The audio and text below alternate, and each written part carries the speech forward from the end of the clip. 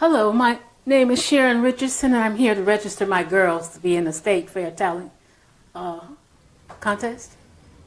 Well, hi, Miss Richardson. My name is Tom Sutton, Chairman of the State Fair Board.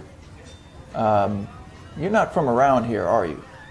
No, sir, I moved here from New England after I got married about 14 years ago. My husband grew up here, and my girls were born here.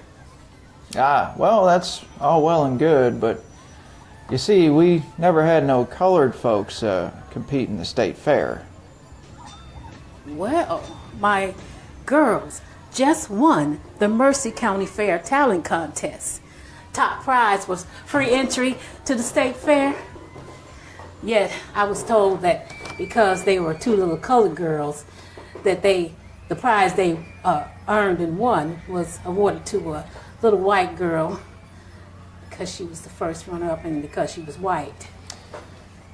Well, that's well and good that your girls won, but you see, we're talking the state fair here. You know, the other colored folks don't seem to mind none how we run things around here. You know, I haven't heard any complaints about the way things have been done for many years now. I haven't heard a single complaint. Well, that may be, Mr. Sutton, that may be. But if you actually ask some of the black folks around here how they actually felt, you might not get the answers you expected. Well, Ms. Richardson, there's no need to get uppity. This just ain't the way things is done around here. Do you have children, Mr. Sutton? Well, why, yes. Charles is 16, and he plays football for the high school. And Samantha, she's 10, and she plays the piano. Well, I'm sure you're very proud of them and would do just about anything to provide for them and help them grow and succeed. Isn't that right? Well, yes, of course. But I'm surely you've gone to your son's football games and your daughter's recitals. Well, yes, of course. Well, but I'm very proud of my girls. They are good little dancers. They're excited and they really enjoy it. You know, I haven't even really had to push them to go to dance class. They actually look forward to it. Well, but we all look forward to the state fair. I don't see any harm in simply registering my girls to be in a talent show. Our family goes every year and everyone is welcome there. I don't see any harm in letting them compete in a talent show.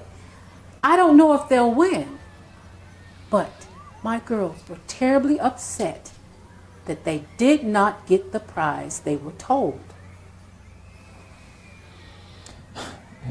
Ms. Richardson, I just have to say, we're just not comfortable having two little colored girls representing our own little town at the state fair.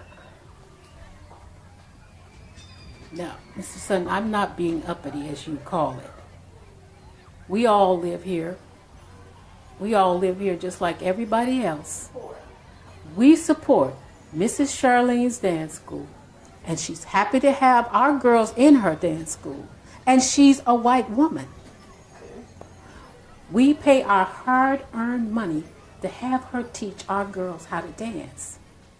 I don't see any difference in letting my girls have a spot in the state fair, especially if they earned it and was voted in by all white judges. They should be allowed the same opportunities, just like your son and daughter. How would you feel if this happened to your children? What would you do? Ms. Richardson, this just ain't the way things is done around here. Why, I can't imagine what people would think.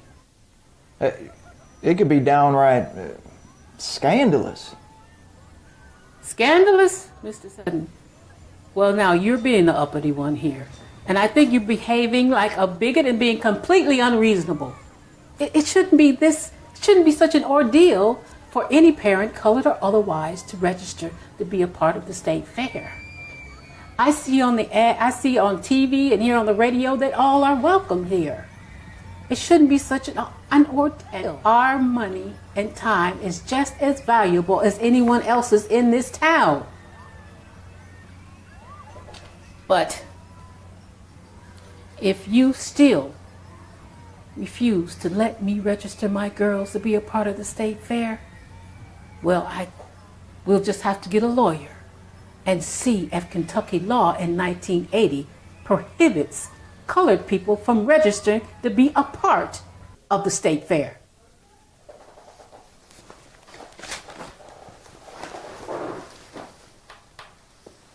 Well, as it turns out, Mr. Sutton was even less excited about a potential scandal regarding being taken to court by a colored woman. The girls were finally permitted to compete. Although they didn't win, it was the catalyst to young Bella's several decades-long journey, fighting for racial equality as she pursued other talent contests and pageants around the country. Oddly, it was also the beginning of her getting pushback and criticism from other local colored people for her standing up to the local status quo. The ongoing struggle is real.